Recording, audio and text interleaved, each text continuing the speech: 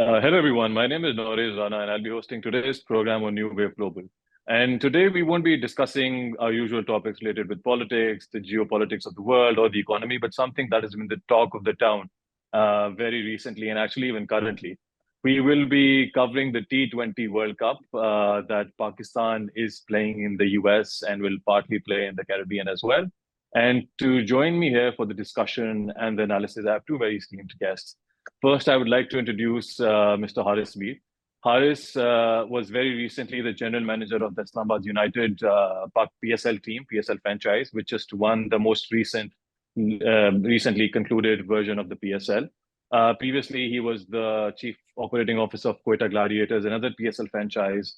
And before that, he actually was part of the core team that set up the PSL in Pakistan about 7, 8 years ago when it first began. So he has been in the industry. He has been with the team, with the national team, as well as with the domestic teams, and is very well versed in the topic. So welcome, Haris. Welcome to the program. Thank you so much. Thank you so much, Nauraiz. I'm pleased to be here. And my second guest is Muhammad Hashim Hassan. Hashim Hassan spent half his life in Pakistan, where he played under 15, under 19, under 17. And then he moved to the US during his late teen years. And there he started, while pursuing college and university, he started playing domestic cricket. And he has played cricket in the US across various regions. He played cricket in Houston. Then he's played domestic cricket in New York, and then in the DMV region as well. He's represented his teams at the Premier Division level, and he's played alongside a lot of players who are currently representing the US team, the USA cricket team at the T20 World Cup. So, we would really welcome his perspective and his experience playing in the US and get to know about their infrastructure. So welcome, Hashim, to the show. Thank you, Mr. Nauraiz, and hi to my other colleague, Mr. Haris Mir. Nice to see you guys here. And likewise. So, you both very well know that Pakistan's performance at the World Cup has been actually much worse than even disappointing. We lost to the US, which is not even an associate nation. Haris, correct me if I'm wrong. They're not a full-time member. They're not an associate member. This is the very first time that they are participating in any international ICC event. Pakistan then lost to India, a match which they were all, on the trajectory to win. But then, like it always happens, we just gave in to our nerves.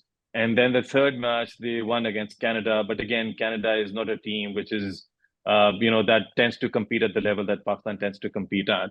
And the performance over here, and Pakistan is now on the verge of not disqualification, sorry, at the verge of elimination. I stand corrected. So Haris, you very recently, not even 4 weeks ago, you were with you were training, you were looking over more than half the team that is representing Pakistan at the national level at the moment, including Shadab Khan, who was the captain of Islamabad United, including Azam Khan, including Imad Wasim. And these are some of the players whose names I've highlighted that have come under a lot of criticism. There's a lot of questions being raised about their caliber, about their talent, about their potential, and more importantly, if their place is justified in the current setup. So, what do you think about that? Is that criticism not valid, given how things have shaped in this ongoing T20 World Cup? Yeah, Nauraiz, I think it's a very valid question that you have asked. But before I get into the details, I think it's important to actually look at the problem holistically, rather than just pinpointing at particular players. So number one, PSL is a domestic tournament. It is very different than playing at the international level, right? The conditions are different. Number one, the pressure is different. The environment is different. The crowd is different, obviously. And on top of all, like I said, the wickets are pretty different and they behave differently. So most of the selection that happens with the Pakistan Cricket Board is based on the PSL itself. I've seen over the years, I've been part of the PSL since 9 years almost, and I see that there's not proper strategy as to the selection strategy is not apt. A player performs, for example, I'm talking about Usman Khan, just giving you an example of the many examples that I have over the years. Usman Khan was playing for the UAE. He performed at the PSL. and became part of the ICC Cricket World Cup squad. So for example, if Usman Khan was not there, who would the PCB or the selection committee pick? That shows a lack of planning by the Pakistan Cricket Board. A player who comes in, performs at the PSL, just makes it to a World Cup squad. That is not how international teams work. They have a proper strategy, year one, year two, year three, building onto the World Cup or any sort of international tournament. Every team prepares for at least a year or two, if not 5 years or 10 years. Ideally, it should be that much. But in case you can't plan as per your, as your cricket has been like that, then you need to have proper strategy. Player like Usman Khan makes right at the World Cup, who just performed at a domestic tournament like the PSL. What about the rest of the people who are playing the domestic circuit, who are playing at Division A, Division B, etc., etc.? So there's no proper structure. That proves that PCB has no proper planning and no proper structure as to which player should play and which player should not play, how to prepare them for certain conditions, and because of which there is these problems. All the players that you see are being picked, even players from Islamabad United who are picked at for the World Cup, for the Pakistan team, they performed at the PSL and they made it to the World Cup. So, and again, that the problem comes again to the point which we discussed in the previous interview, that it's the structural issues with the PCB. It changes every 6 months, every year, every 2 years. So every person or a chairman or any director coming in just thinks for a year or two or 6 months, for example. They don't have a longer term strategy like the rest of the boards, like India, like England, like Australia. Their chairmen don't change after every 6 months. So I think we need to step back a little, think about what we are doing, make some stability at the Pakistan Cricket Board, and I think that will translate into the rest of those things becoming better. Okay, so I just wanted to hold that thought for a minute. So before I come back to you, you've talked about there's a lack of structure in Pakistan, but cricket is the biggest sport of Pakistan. They have high budgets. They have, they do not have any funding or financial issues. They generate a lot of funds. ICC funds them, and they have a lot of brand endorsements. I mean, it's very well spread. It does not face those the issues, the gap issues that other, for example, sports like the Hockey Federation or the Football Federation tends to feel. In comparison, now I'm going to turn to Hashim. Like Hashim, you've played a lot of cricket in the US. You're very well aware of the infrastructure that exists. And I've been there. I've played some level of MA there as well, and I've also seen that there's no comparison. Like the players participating, they're not even full-time players. And for a team like Pakistan, despite whatever the structural flaws that there is no excuse, there's no justification, there's no sense as to how can you lose to a team like the US. So, Hashim, coming to you, what do you think? Like, do you think US ever had that potential or that caliber that they could beat a team like Pakistan? Yeah, Nauraiz, the thing is, honestly speaking, it's very sad, first of all, for our team losing from USA. I've played a lot of cricket in USA, and I know their structure is basically just simple leagues going on where normal people like us, they are captains, and 3 or 4 best friends would combine and sponsor a team and make a team and then play every Sunday or every Saturday. Okay. There's no proper structure, no government funding is going on when I used to play. But since now USA is becoming a team, they are getting some sponsors from, from counties or from the local panel which runs the league over there. But they, honestly speaking, they are just babies in front of Pakistani team. They have a proper structure. Pakistan has been in the game forever. Since we were growing, we would see and we would admire our players, our team. But when I went to USA and when I was playing over there, I never felt that way. So they have a simple structure where people who loves cricket will come and play and try to get better at their physique, or somebody is playing for health purposes. But there are very few people who would play with the sense that they want to go and play internationally, or they want to go and play some leagues like IPL or even PSL. So what I want to say in this regard, when Pakistan lost to USA, is the only thing that I can say is their attitude. Like, I am not professionally into the game like Haris, because he works with players, he knows how the structure works and how everything is worked. But as a common man who loves to play cricket and who has played cricket, would only see that the energies, the attitude, the character that Pakistani players were showing at that day, and if you compare those attitude and character with the USA team, you will find the difference. Those people were playing cricket with their heart. They were actually there to play and win the game. And when you see people from Pakistan, our team, when they were playing, it's just like, they're confused as if I don't know what kind of tournament they are playing. And it's not even their first time playing over there. So their attitude was like, everybody seemed so confused. Everybody seemed so afraid. Nobody was planning for a good inning or was using his mind, like, where the game is actually taking them and what steps they're supposed to take within the game. They were clueless. And the only thing I can say is, since Haris mentioned the structure issues, whatever the issues there are, all I want to say is it's been decades and decades since PCB is running our team. They should have some kind of rules and regulations for the players that we put in our team. We see years and years are going by. We still have same players come in and they are not even performing. But I don't know somehow or what kind of criteria PCB brings into the game that those guys and those players come back. I don't know if it's PCB who's running the Pakistani cricket team or is there somebody else who's running the Pakistani team? Because the way these guys are playing is like very, very normal cricket. And I'm like more of what I can say is I don't want to review what happened is, but I can definitely say that I'm really sad about what Pakistani team is playing right now. Yeah, no, actually, you're right. So there are two things that you mentioned. So, first is you talked about rules and regulations. There should be some policy, some criteria, for everything. Even you apply for any normal job, there's always the eligibility criteria. And for us professional sporting, for any sports, you need, there's certain criteria that an athlete needs to meet or needs to fulfill. And I don't want to single out anyone particular, but I'm forced to, because when we look at Pakistan and we look at Azam Khan, there's no fitness criteria in the world that he qualifies for. And honestly, it's kind of a sheer embarrassment that to assume that there's no one, that we can't find 11 players who meet that, fitness criteria in Pakistan. Because the skill set, the potential, the talent, everything comes later. Fitness is something that can be quantified. It's not subjective, right? You have every other way of measuring that, of quantifying that.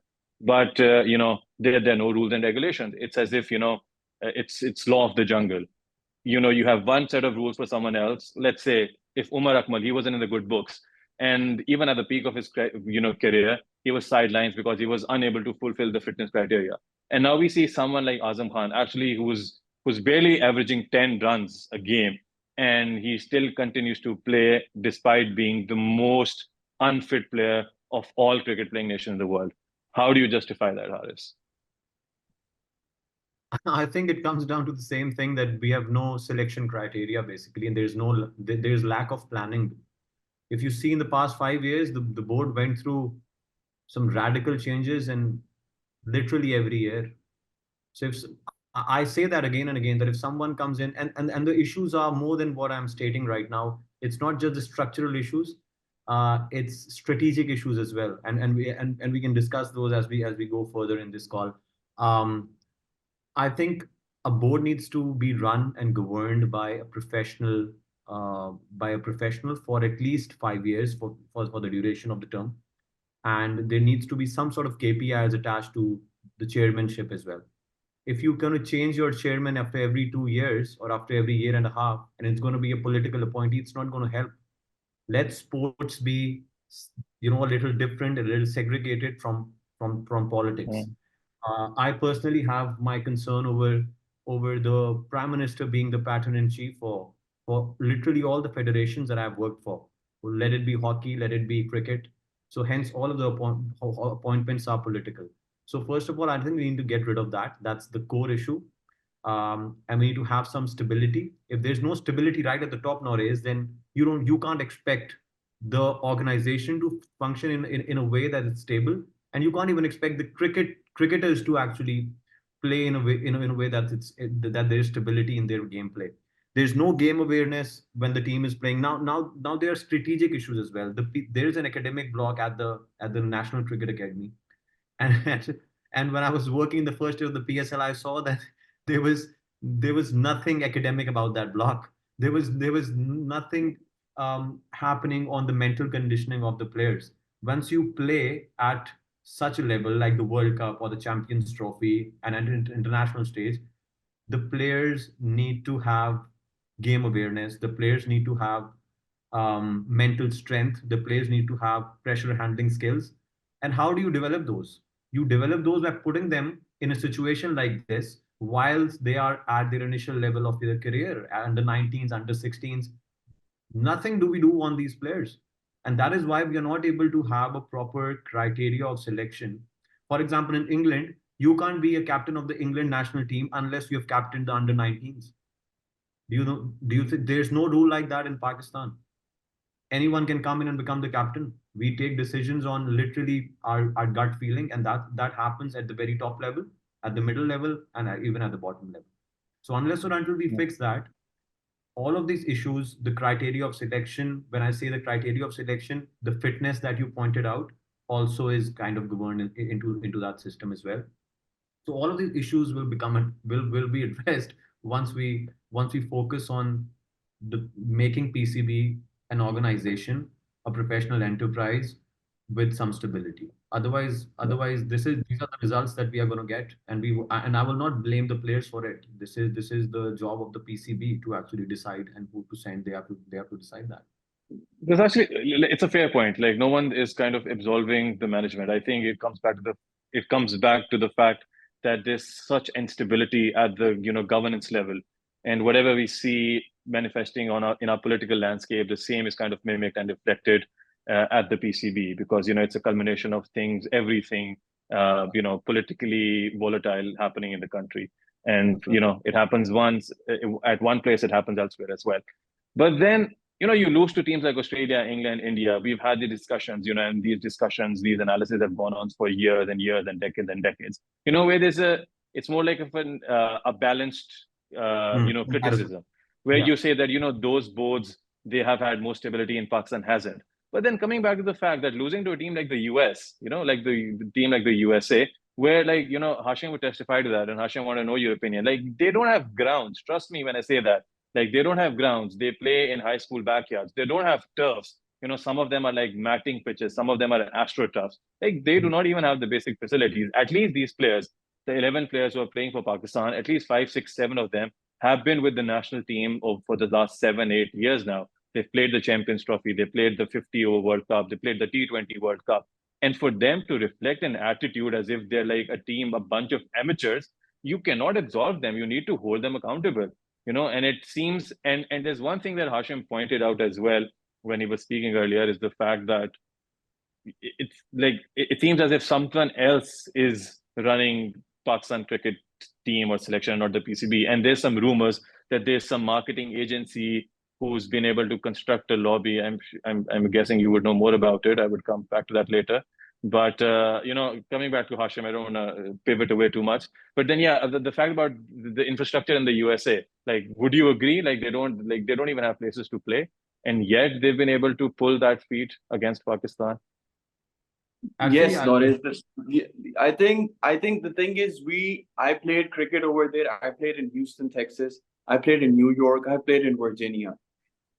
Mostly these grounds have mat pitches. There are no turf pitches over there. I think in the past 2-3 years, they started building the turf pitches so that people can come and practice actual cricket. Okay. And since you mentioned, I know Pakistani team has always been being linked with the political parties, having their interference and some of their suggestions for Pakistani team. I agree, but this has been there for a long time. Every time Pakistan team is losing in the World Cup, we come back and we talk about PCB structure, and we say things like, there are strategic issues, there's some selection issues. But how long this is gonna go?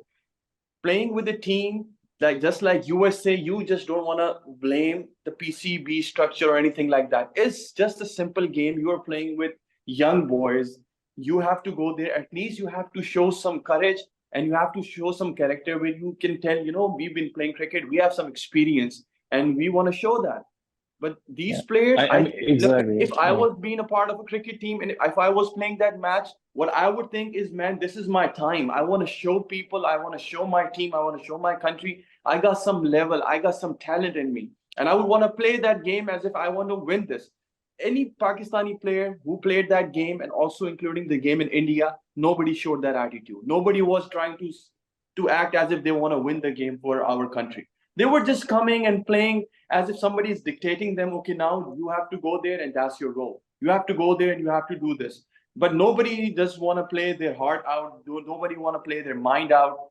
The thing is, all I want to say is I don't think PCB is ruling the team or our players, because they have a lot of talent, but their talent has been going to waste just because some people or some coaches, I would say, or some mentors, they are telling them to change their game or come and play in a different way.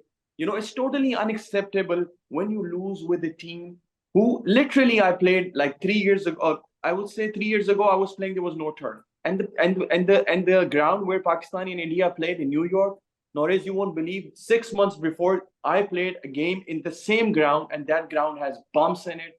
There was no proper ground. The field wasn't even level, and the pitch was matte. So, you know, in these, quickly they just made ground. They came up with pitches, and they're so sad. Like, you know, you're losing with a team like that. And honestly, Yeah. I'm out of words. Like, I don't even want to say anything to the PCB or even the players. It's just like I have a feeling that I just don't even want to talk about them. You know, it's totally unacceptable. And especially the match with India, you cannot even win a match when you have to just score a ball. Like 47 balls and 43 runs. You just have to do run a ball. You have to play like, you know, positive mind game. Every over you just take a run. If you can do that, I think these all players need to go back to domestic level, play that league again, and just come back again. And you need to pay more focus on the players who are playing at the domestic level. I think if we give them chance, they might come and perform better than our team, current team especially right Yeah. now. That's actually a Yeah. great point, because if you look at the profile of the players who are playing for the US team, I mean, honestly, some of them work at Oracle, some of them work at Dell, and they're like full-time Sorry to workers. cut you off. I've played with these people. You know, Munaf Patel. He was still a captain when I used to play. This guy, Jassi Singh. I have played this guy as a bowler, just an amateur. Ali Khan, always been there. He's been playing cricket for a long time. I know him, this guy, for 5 to 6 years.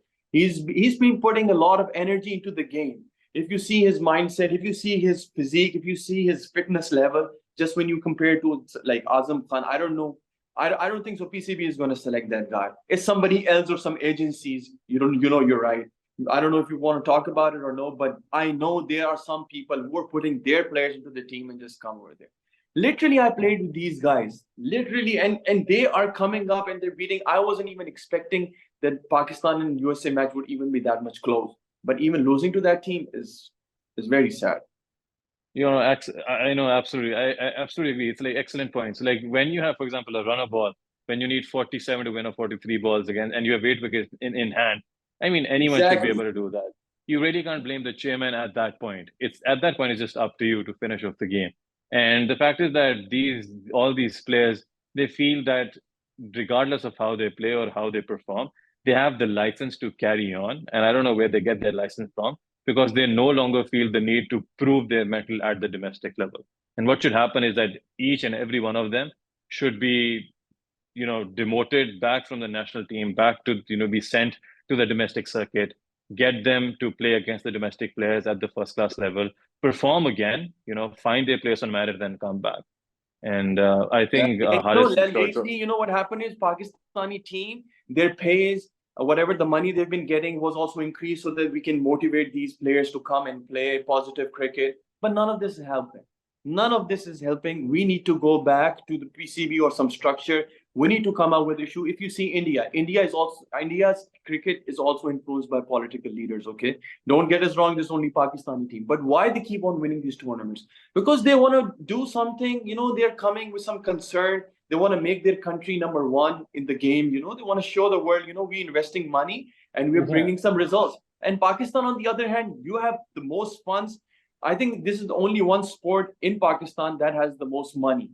So why aren't we bringing the mentors who are loyal to the country, who are loyal to the game? Because I'm sure like there are fans who want to see, because we live abroad. You also live abroad, Nauraiz. And you know, when it's Pakistan playing any other team, especially India, the emotions are on another level. You want to be going outside and you want to be feeling like, we belong from Pakistan. Pakistan is doing this. But when something like this happens, it's a put down. Like, it breaks our heart. Like, when you're living there, you are representing Pakistan. And when people talk that, your board is corrupt, your team is corrupt, your players are corrupt. So it gives a bad feeling as a Pakistani also. So they definitely need to come some changes at this level.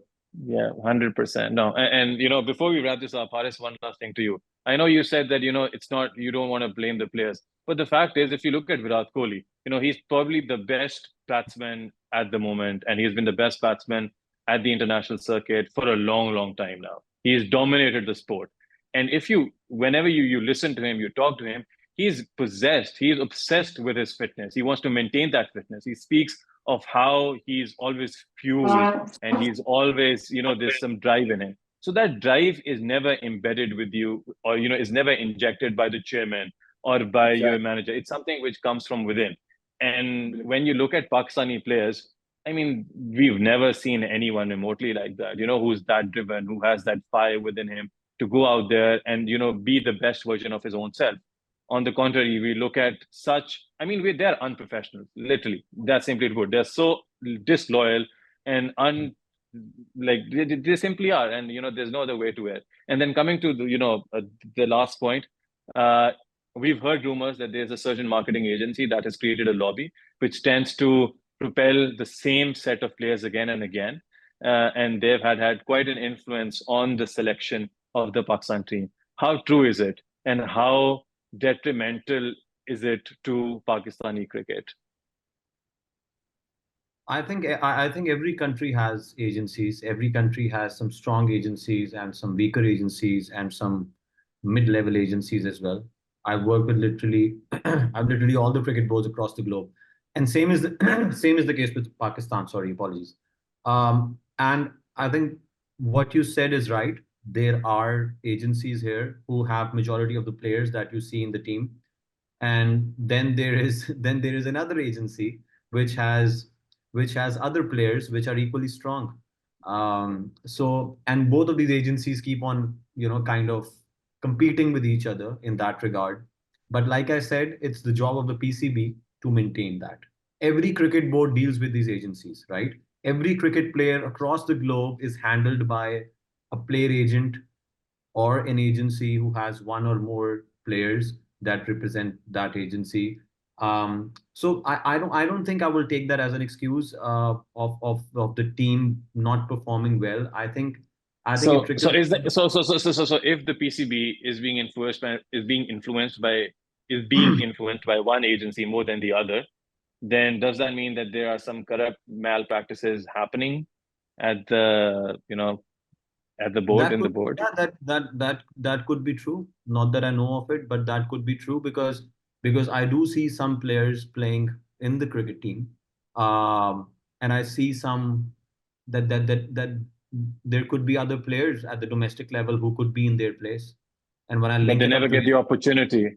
And you look at some who've been in the team for the last 4-5 years without having any instrumental significant performance, but it seems as if their place is cemented. They have that license to keep on playing regardless of how they perform. I think it's also about the liking of particular players, right? There's lobby for sure.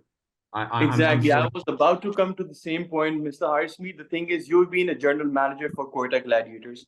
You have represented them. You have been a general manager for Islamabad United. My question to you is, when you are playing as a team, are you highlighting one or two players? Are you only targeting only those 2-3 famous players in your team on a social media platform, or you're making their videos and you're posting them online just on those?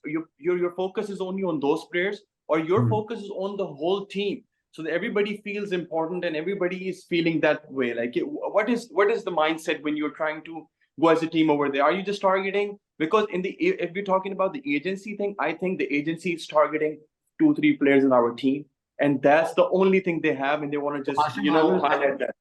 I will just explain to the question that you asked, and very, very pertinent question, I think, and to what Nauraiz also highlighted. We as a PSL team can also be influenced by agencies, right? Exactly. Like PCB. And the PSL involves a lot of money. more than what the PCB can actually do as well for the time period that PSL goes. It's a lot of money during the PSL that the players can get. We can also be influenced by these agencies, but we have a proper strategy and a structure in place that we follow for the selection. If we want two leg spinners, if we want three fast bowlers, if we want two all-rounders, if we want four, two, 3 to 4 openers right at the top, then we go as per that strategy. I also get calls from here and there. I know all of these people working in these agencies calling me and telling me, okay, just pick this player and not the other, and give a chance to this player and not the other. But the thing is, I being a parent of the franchise or the team, I don't want to compromise on the system that I have built, right? And when I don't compromise on the system that I build, no agency can influence me, no matter how strong it is, unless or until the word comes from the Prime Minister of Pakistan. Then obviously, if being a PCB chairman and the PM being the pattern in chief, I will obviously be influenced. But if I'm influenced, I'd rather leave my position than being influenced and take compromised decisions. So in the PSL, we also take these decisions. We are also influenced by agencies, but we make sure that we do this professionally, right? And we don't have influence like the people that like the Pakistan Cricket Board. Now, talking about how the Pakistan team lost to the USA, this is something that I don't think any expert in the world can explain what happened with us, actually. Any cricketing expert or any strategic sports marketer can explain what happened with us. I'm literally short of ideas. I don't know what these players play for. I think they took it very casually. They thought that they're going to win the game. They were not familiar with the situations. Before the PSL, I don't know if BCCI was involved with this or not. I don't want to give excuses. I think, and we shouldn't. The PCB, the Pakistan cricket team never got chances to play practice matches there like the India team and the rest of the teams. The USA cricket team was familiar with the conditions. Number one, I agree that they don't get adequate cricket before the PSL, and the US team doesn't have the funds, etc., so on and so forth. But now India is investing a lot of money into US cricket. Shah Rukh Khan has actually bought a team. They are developing a super league for the US. So there is a lot of money since the past 3 years, like you pointed out. There's a lot of money coming into the USACA. There are NBA directors and coaches, which actually govern the NBA in the US as well as the NFL. So a lot of expertise, a lot of sports marketing expertise is coming into the USACA, and I've had the privilege to work with them like 3.5 years back. So they are familiar with the situation. There's money coming into the USACA. They have a proper structure and system in place for the player development and the pathway development. They're linking the schools and colleges and universities with it. This is 3 years back. I was talking with these guys 3 years back, and at that point in time, they had that system and structure. I'm not justifying that Pakistan lost because of so and so reasons, because it takes a decade at least to build a team. But Pakistan was not familiar with the situation. Secondly, I think they took it too lightly. They thought that it's going to be a smooth sail, which it wasn't, right? And thirdly, these guys just played PSL on dead flat wickets, right? You can see Usman Khan right now, and you see Usman Khan in the PSL, entirely two different people. You wouldn't believe it's the same guy that was.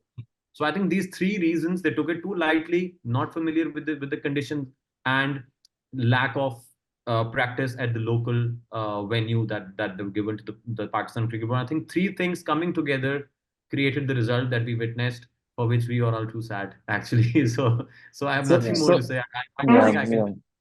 Yeah, I guess so. So without a doubt, this is the lowest of the lows that Pakistan cricket has ever experienced. Do you think there's room for a comeback? Like not in this World Cup. I think we're almost done. But do you think Pakistan the cricket can bounce back, can recover, can form a well-structured, a very well-functioning engine of growth and performance? Will the team be able to rehabilitate? Will the management will be able to rehabilitate? Because again, we've been listening to all these analysis, and it's just a repetition of everything. There's nothing new, but there hasn't been any change at all. Is the future bleak, or do you see any hope? Yeah, and I also want to add one more thing to this question.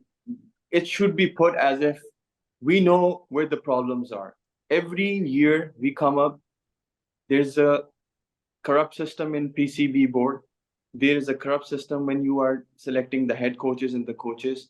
We see like people are not performing on their level. We know what the problem is. All I want to know is how long will it take for our people or whoever is governing PCB, how long will it take for them to start understanding that, you know, this is not right? First thing. And second thing is, what steps are you gonna take? Like, what do you think, what do you have in mind? What steps they should take in order to bring our cricket back? You know, we know what the problem is. How are you trying to solve that problem? That should be the question, you know. We should ask them, or, you know, if Mir Saab can say something about that. Yeah, So it's all coming to you, Haris. I Exactly. think there needs to be some stability, and we are a nation who take decisions once the damage is already done. I think the damage is done already. Is there hope? First, you need to. First, do you think is there hope? I think with what Pakistan did, even if they win the games and even if they qualify, I think the results are pretty bad. Losing to the US and how they performed with India, I think there is a huge gap in terms of Pakistan being a professional team. I think they need to work on it, irrespective of the fact if they qualify or not. So I will not go on to the on. No, I'm not about the qualifying. Is there hope for Pakistan cricket more generally, more broadly, to kind of build themselves into a more consistent team? Yeah. I think, you know, like the Australian team, I think unless and until there is stability at the Pakistan Cricket Board for a couple of years, I think the team will actually perform the way they have been performing since forever now. Even at the time when Wasim and Waqar Bhai was playing, we saw the team was very inconsistent. I think in the 1999 World Cup, if I'm not wrong, our team was the strongest and they lost ridiculously in that World Cup. It was a shameful defeat in the final of the World Cup. So our team has been very inconsistent, and there needs to be work done right at the PCB level. There needs to be accountability. There needs to be proper KPIs set, and then you govern it time to time. There needs to be a strategy in place. So unless or until you do that, the team is going to be inconsistent. The team is not going to handle pressure well. And we have won, like, I think 9 out of the 10 World Cup matches from India in World Cups. I mean, so this is how it's going to be unless or until you fix it. And if you fix it, then you're on the right track, and maybe then there is hope for it to be fixed. Otherwise, it's going to be this inconsistency forever. Yeah. And Hashim, as a supporter, as a fan, you know, as a loyalist Pakistani, you know, who loves the Pakistan cricket team, what are your feelings? Do you still have faith in the team? Do you still hope for a better future, or have you given up? Honestly speaking, you know, being a Pakistani and being a fan and actual lover of cricket, I would never want to give up on our team. But this time, you know, this situation particularly has put me down a lot. I wasn't really expecting our players to play such, I would say, gully style cricket. And, you know, I would expect a lot more from these guys. I think they have some brains. It's time for them to come up and start using it. You know, you have to show some potential. You have to show some courage. You have to show some character. I think all of these players are characterless right now. And I really don't have anything to say. I don't want to pinpoint some players who are playing bad cricket, because I think they know what they're doing. So, but as a fan, as a lover of cricket, I'm actually hurt. I'm really sad, and I think you guys can see that. And right now, I'm really hopeless with our team, and I don't know how these guys are going to come back and play as a unit. It's very disappointing, honestly, Nauraiz. You know, I don't want to say anything more. It's just complete disappointment right now. Yeah, I mean, I think we all share your feelings. Like, the entire country, the entire nation is going through the same set of feelings, and it's very sad, because this is one thing that would bring the entire nation together, would unify them, would make them root for something bigger than themselves. But for the longest time, it has only been a complete debacle, and there's nothing more to it. But we do hope that regardless of this World Cup, I think it's already, you know, it's lost. You know, the hope for Pakistan is all lost. But regardless of that, the management, the team, the players, the coaching staff, they're able to sit together, and including, you know, the patron-in-chief, like you said, and they're able to overhaul the system for like a much stronger, a more robust future. But thank you both for your time. It was great having you on the program, and for you to share your in-depth knowledge and your insights and your experiences playing in the US. Thank you, Hashim. Thank you, Haris.